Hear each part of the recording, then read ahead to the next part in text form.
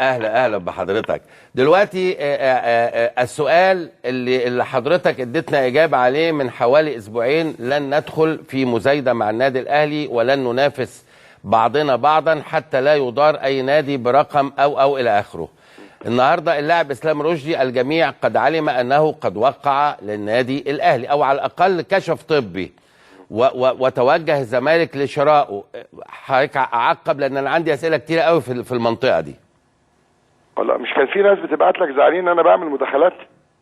ما يهمناش، احنا ما بنمشيش برأي الناس، لا احنا بنمشي يعني برأينا. التافه العبيط الاهبل هو الناس اللي انا رئيس نادي الزمالك ومتحدث رسمي باسم نادي كبير، ولما حضرتك اعلامي محترم تسالني لازم احترمك واجاوبك طبعا، وانا بشكرك ولا هو عايز المنظره وقله الادب بقى لا يعنينا في شيء في السماء وتطلبني اما اقول لك اطلب مدير النادي والحاجات اللي بتحصل دي لا يعنينا في شيء، يعني على الاطلاق بصراحه. يعني اولا انا قبل ما اجاوبك على هذا السؤال انا حزين على المستوى المتردي اللي بعض الاقلام لبعض الاقلام اللي بتتصور انها بتدافع عن النادي الاهلي بتشوهه وبتشوه العلاقه بين ناديين كبار. وعلى سبيل المثال اللي مكتوب النهارده في روزا اليوسف الافندي اللي اسمه محمد عبد المجيد تحت اشراف الاخ ثروت البحثي.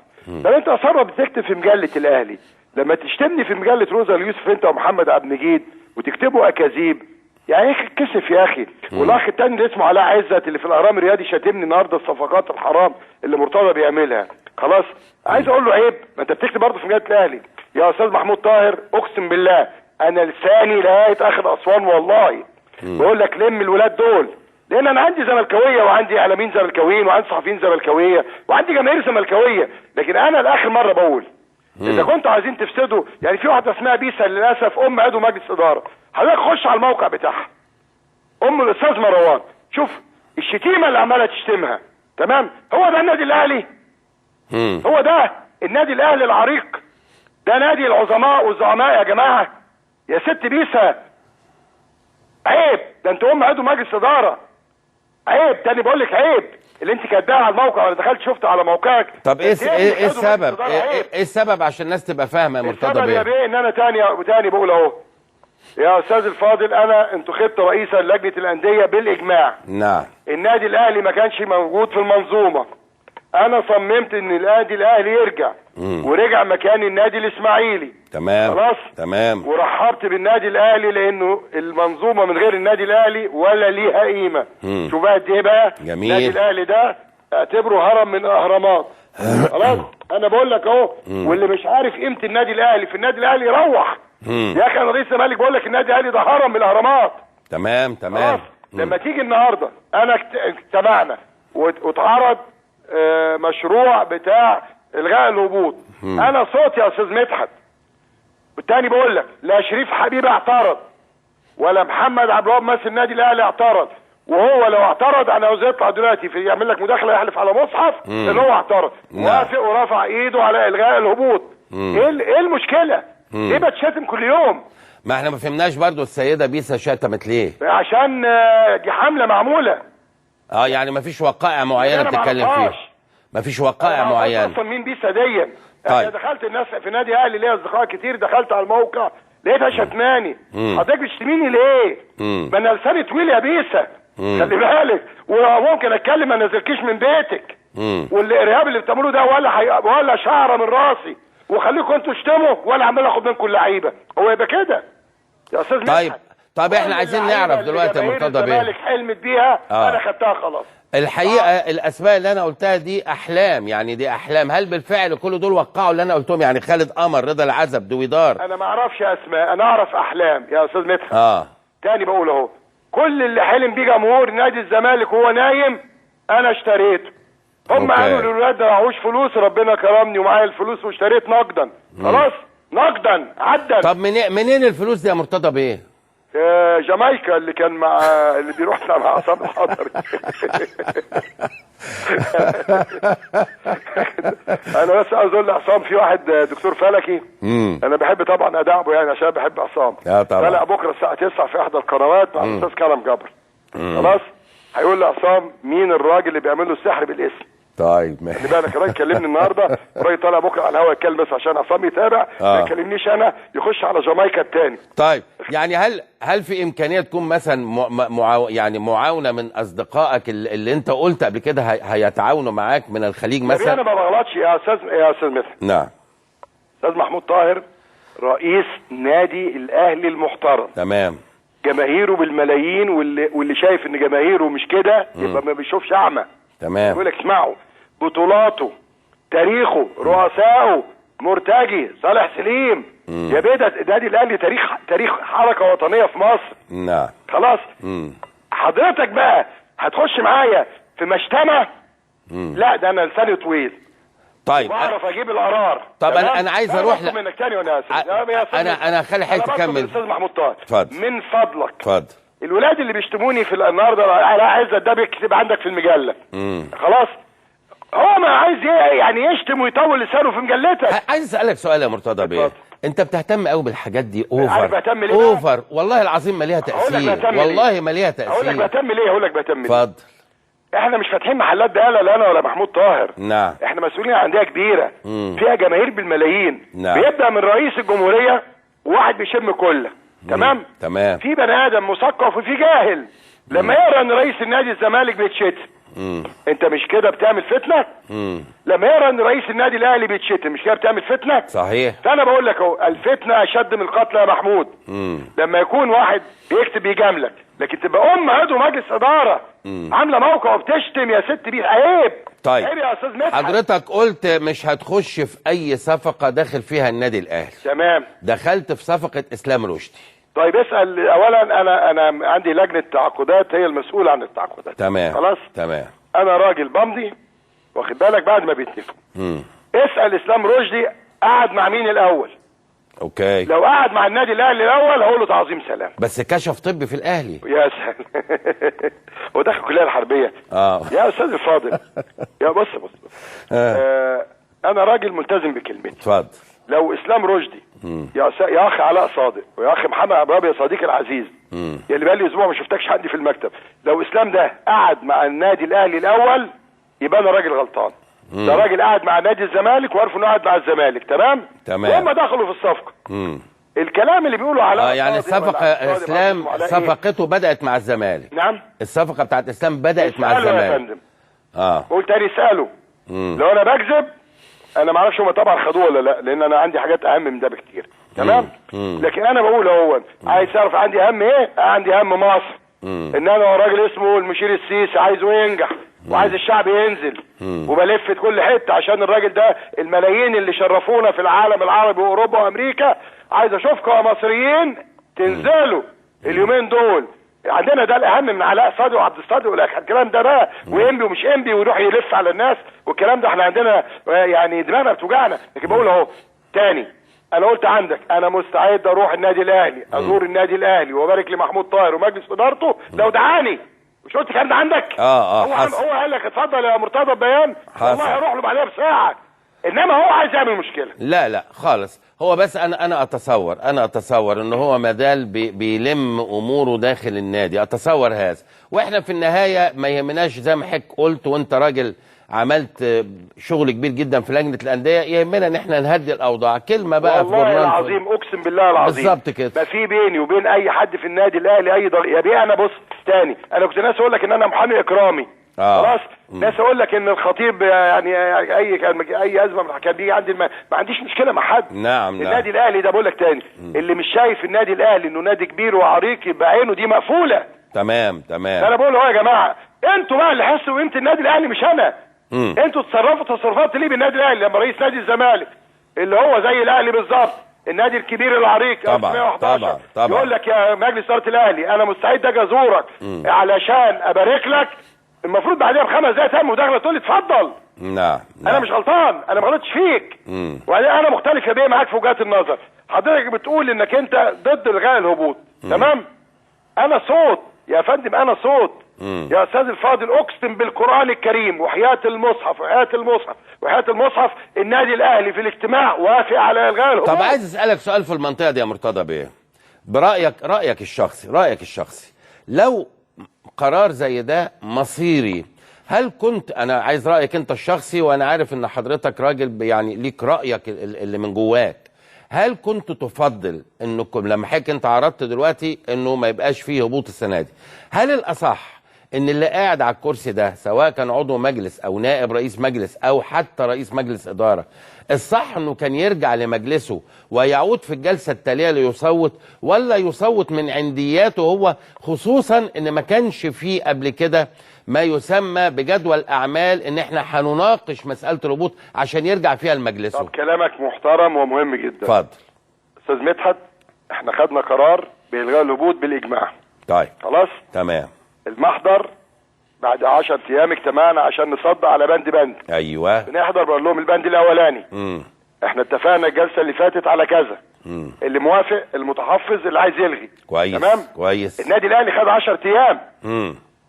تاني اقول لك، وهات محمد وهاب على التليفون. كلمته قلت له استاذ محمد بقى لنا ساعتين منتظرينكم، الاجتماع التاني بقى اللي احنا بنصدق يا نلغي يا نتحفظ. هيكون سأل بقى مجلس ادارته. تمام. قال لي انا في نهائي، انا في ماتش بتاع السوبر بتاع اليد، والاستاذ طاهر الشيخ في الطريق ليك. خلاص. قعدنا يا بيه 6 ساعات، الاستاذ طاهر ما جاش. طيب بقيه الانديه صدقت على القرار؟ حضرتك ثانيه واحده، حضرتك في الاجتماع الاولاني، طب ده كان رايك يا محمد عبد الوهاب. في الاجتماع الثاني انت قعدت مع مجلسك المفروض، بدل ما تطلع يا استاذ محمود تعمل اعلانات وتقعد تتكلم وتقول احنا ضد الهبوط ولينا شروط، ما كان حد من مجلس ادارتك قال يا جماعه وجهه نظرنا 1 2 3. هو ده الصح الحقيقه. انا ما غلطتش. هو ده الصح 100%. وانا بتحداها واقول لك تاني، هات محمد بابا على التليفون، قول له مرتضى كلمك. اولا قول له مرتضى اقسم بالله انك انت في الاجتماع وافقت الاولاني على الغاء الهبوط. 2 انه كلمك وقال لك احنا في انتظارك بقالك ساعتين، قلت له طاهر الشيخ في الطريق. خلاص. ايه الغلط اللي احنا عملناه؟ لا هو طبعا هو ايه الصح. الحمله اللي معموله دي؟ المشاركه، قله الادب دي. هو ده الاهلي؟ يعني انا طيب. ربنا هداني عفرتهم هم؟ انا مش فاهم. سؤال اخير يا مرتضى بيه، اتفضل. بس ارجوك تجاوبني عليه. هل ايمن حفني في اجنده الزمالك ولا مش في اجنده الزمالك؟ مين ده؟ ايمن حفني. بص يا كابتن، انت سالتني سؤال قبل كده. نعم. دلوقتي حالا. وانا ما بهربش من اي سؤال. تمام. حضرتك قلت لي هل لجنه الانديه وافقت في الاجتماع الثاني؟ حضرتك سالتني السؤال ده. سالت السؤال ده بالاجماع. يعني صدقوا على الكلام بالاجماع. طيب اوكي. وخلي بالك القرار بقى ايه؟ عشان بس الناس تبقى عارفه. وفي حاله ان اتحاد الكوره هيرفض ويلوي دراع لجنه الانديه، محدش هيلعب عندنا دولي. الانديه بالاجماع. شيء غريب واضح جدا، شيء غريب جدا. بالاجماع. طيب على مسؤوليه الكلام ده اهو. نروح لايمن حفني بقى. هل في اجنده؟ ايمن حفني من ضمن الاسماء اللي الكابتن احمد حسام حاططهم في هل تم الجلوس معاه ولا بس محطوط في الاجنده؟ بص يا استاذ مدحت، اتفضل. كل ما حلم به جماهير الزمالك اللاعبين ان شاء الله السنه دي معانا. بس اشكرك يا مرتضى بيه، اشكرك يا مرتضى بيه، شكرا جزيلا. شكرا جزيلا. خلاص احنا رصينا الاسماء وقلناهم. كانت في جلسه امبارح في احد كافيتريات سور نادي الزمالك وضمت اللعيبه اللي انا قلتها دي بالكامل. لو قعد مع النادي الاهلي الاول هقول له تعظيم سلام. بس كشف طبي في الاهلي. يا سلام. هو داخل الكليه الحربيه. يا استاذ الفاضل. يا بص. انا راجل ملتزم بكلمتي. اتفضل. لو اسلام رشدي يا اخ علاء صادق ويا اخ محمد عبد الوهاب يا صديقي العزيز، يا اللي بقالي اسبوع ما شفتكش عندي في المكتب، لو اسلام ده قعد مع النادي الاهلي الاول يبقى انا راجل غلطان. ده راجل قعد مع نادي الزمالك وعرفوا انه قعد مع الزمالك. تمام. وهم دخلوا في الصفقه. الكلام اللي بيقولوا على يعني الصفقه اسلام صفقته بدات مع الزمالك. نعم. الصفقه بتاعت اسلام بدات مع الزمالك. يا فندم. قول تاني اساله. لو انا بكذب انا ما اعرفش هم طبعا خدوه ولا لا، لان انا عندي حاجات اهم من ده بكتير. تمام. لكن انا بقول اهو عايز تعرف عندي اهم ايه؟ عندي اهم مصر. ان انا راجل اسمه المشير السيسي عايزه ينجح وعايز الشعب ينزل وبلف في كل حته عشان الراجل ده الملايين اللي شرفونا في العالم العربي واوروبا وامريكا، عايز اشوفكم يا مصريين تنزلوا اليومين دول. عندنا ده الاهم من علاء صادق وعبد الصادق والكلام ده بقى وانبي ومش انبي ويروح يلف على الناس والكلام ده. احنا عندنا يعني دماغنا بتوجعنا. لكن بقول اهو تاني، انا قلت عندك انا مستعد اروح النادي الاهلي ازور النادي الاهلي وابارك لمحمود طاهر ومجلس ادارته لو دعاني. مش قلت الكلام ده عندك؟ هو قال لك اتفضل يا مرتضى بيان، والله هروح له بعدها بساعه. انما هو عايز يعمل مشكله. لا لا خالص، هو بس انا اتصور ان هو مازال بيلم اموره داخل النادي، اتصور هذا. واحنا في النهايه ما يهمناش زي ما حضرتك قلت، وانت راجل عملت شغل كبير جدا في لجنه الانديه، يهمنا ان احنا نهدي الاوضاع. كلمه بقى والله العظيم اقسم بالله العظيم بالظبط كده، ما في بيني وبين اي حد في النادي الاهلي اي ضغط. يا بيه انا بص تاني، انا كنت ناس اقول لك ان انا محامي اكرامي خلاص، ناس اقول لك ان الخطيب يعني اي ازمه من الحكايات دي عندي ما عنديش مشكله مع حد. نعم النادي الاهلي ده بقول لك تاني، اللي مش شايف النادي الاهلي انه نادي كبير وعريق يبقى عينه دي مقفوله. تمام. انا بقول اهو يا جماعه، انتوا بقى اللي حسوا قيمه النادي الاهلي مش انا. انتوا تصرفوا تصرفات ليه بالنادي الاهلي لما رئيس نادي الزمالك اللي هو زي الاهلي بالظبط، النادي الكبير العريق طبعا يقول لك يا مجلس اداره الاهلي انا مستعد اجي ازورك، تقوم عضو مجلس اداره. عيب تاني بقول لك، عيب اللي انت كاتباها على الموقع، انا دخلت شفته على موقعك. طب ايه السبب؟ ايه السبب عشان الناس تبقى فاهمه يا مرتضى بيه؟ السبب يا بيه ان انا تاني بقول اهو يا استاذ الفاضل، انا انتخبت رئيسا لجنه الانديه بالاجماع. نعم. النادي الاهلي ما كانش موجود في المنظومه، انا صممت ان النادي الاهلي يرجع ورجع مكان النادي الاسماعيلي. تمام خلاص تمام. ورحبت بالنادي الاهلي لانه المنظومه من غير النادي الاهلي ولا ليها قيمه. شوف قد ايه بقى جميل. النادي الاهلي ده اعتبره هرم من الاهرامات. خلاص انا بقول لك اهو، واللي مش عارف قيمه النادي الاهلي في النادي الاهلي يروح. يا اخي انا رئيس الزمالك بقول لك النادي الاهلي ده هرم من الاهرامات. تمام. لما تيجي النهارده انا اجتمعنا واتعرض مشروع بتاع الغاء الهبوط، انا صوتي يا استاذ مدحت، والتاني بقول لك لا شريف حبيب اعترض ولا محمد عبد الوهاب ماسك النادي الاهلي اعترض، وهو لو اعترض انا عاوز يطلع دلوقتي في يعمل لك مداخله يحلف على مصحف ان هو اعترض، وافق ورفع ايده على الغاء الهبوط.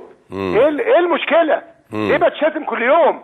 ما احنا ما فهمناش برضو السيده بيسا شتمت ليه؟ عشان دي حمله معموله. يعني ما فيش وقائع معينه بتتكلم فيها؟ ما فيش وقائع معينه اصلا مين بيسا دي؟ طيب. انا دخلت الناس في نادي اهلي ليا اصدقاء كتير، دخلت على الموقع لقيتها شتماني. حضرتك بتشتميني ليه؟ ما انا لساني طويل يا بيسا، خلي بالك، وممكن اتكلم ما نزلكيش من بيتك. والارهاب اللي بتعملوه ده ولا شعره من راسي، وخليكم انتوا تشتموا ولا عمال اخد منكم اللعيبه، هو يبقى كده يا استاذ مدحت. طب احنا عايزين نعرف دلوقتي يا مرتضى بيه، الزمالك حلمت بيها انا خدتها خلاص. الحقيقه الاسماء اللي انا قلتها دي احلام، يعني دي احلام. هل بالفعل كل دول وقعوا اللي انا قلتهم؟ يعني خالد قمر، رضا العزب، دويدار. انا ما اعرفش اسماء، انا اعرف احلام يا استاذ مدحت. تاني بقول اهو، كل اللي حلم بيه جمهور نادي الزمالك وهو نايم انا اشتريته. هم قالوا للولاد ده معهوش فلوس، ربنا كرمني ومعايا الفلوس واشتريت نقدا.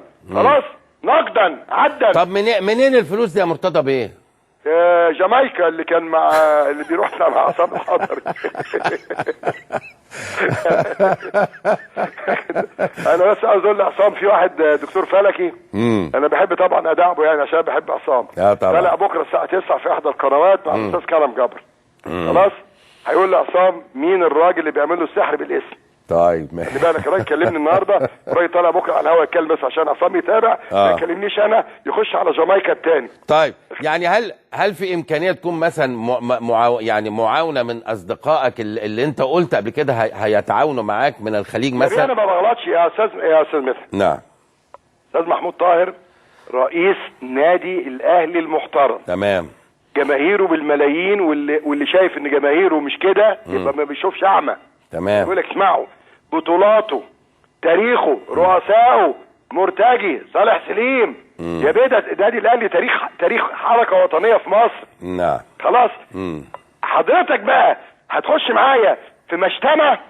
لا ده انا لساني طويل.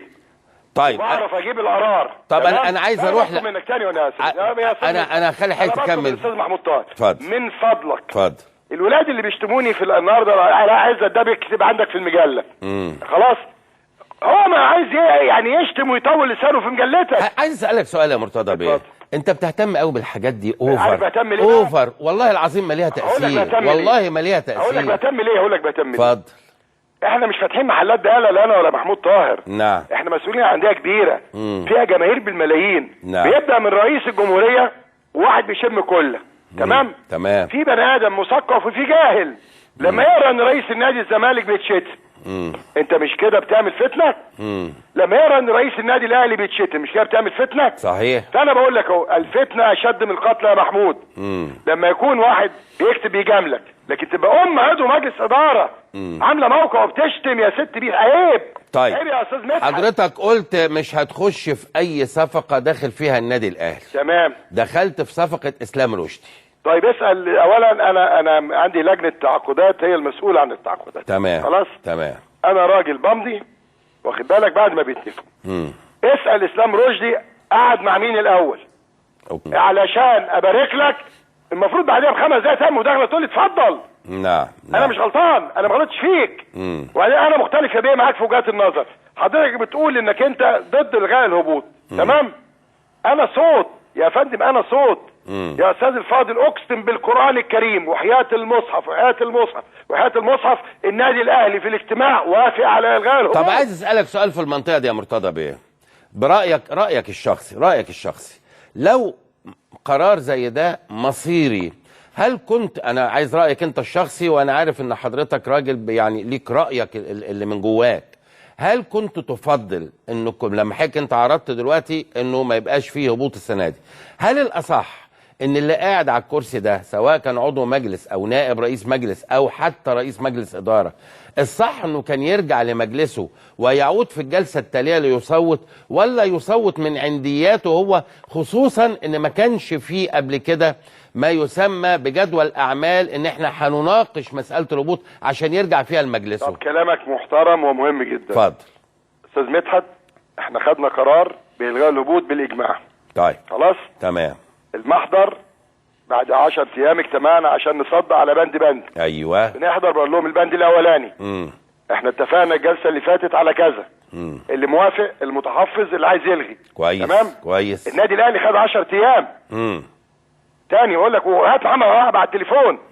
كلمته قلت له يا محمد بقى لنا ساعتين منتظرينكم، الاجتماع التاني بقى اللي احنا بنصدق يا نلغي يا نتحفظ. هيكون سأل بقى مجلس ادارته. تمام. قال لي انا في ماتش بتاع السوبر بتاع اليد.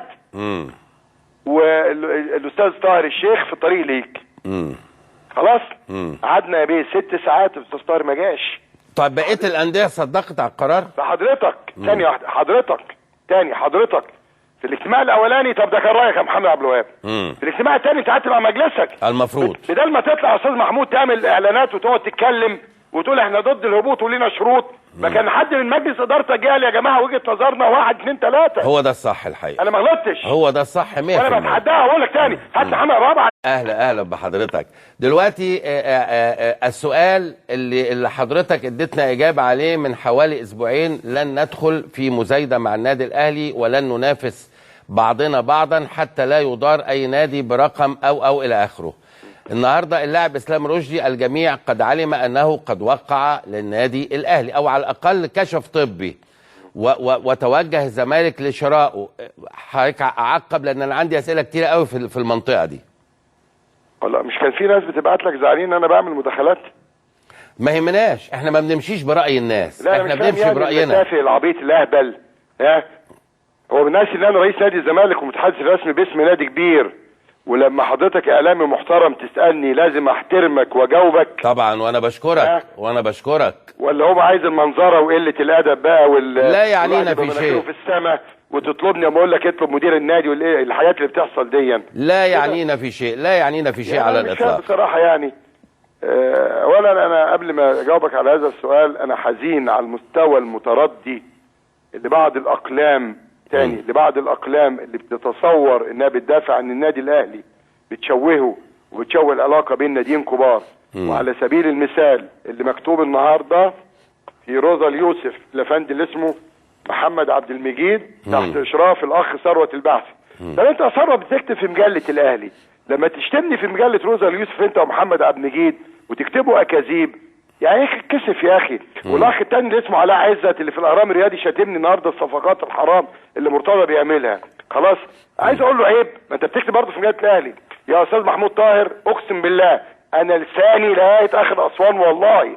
بقول لك لم الولاد دول، لان انا عندي زملكاويه وعندي اعلاميين زملكاويين وعندي صحفيين زملكاويه وعندي جماهير زملكاويه، لكن انا لاخر مره بقول اذا كنتوا عايزين تفسدوا، يعني في واحده اسمها بيسا للاسف عضو مجلس اداره حضرتك خش على الموقع بتاعها ام الاستاذ مروان، شوف الشتيمه اللي عماله تشتمها.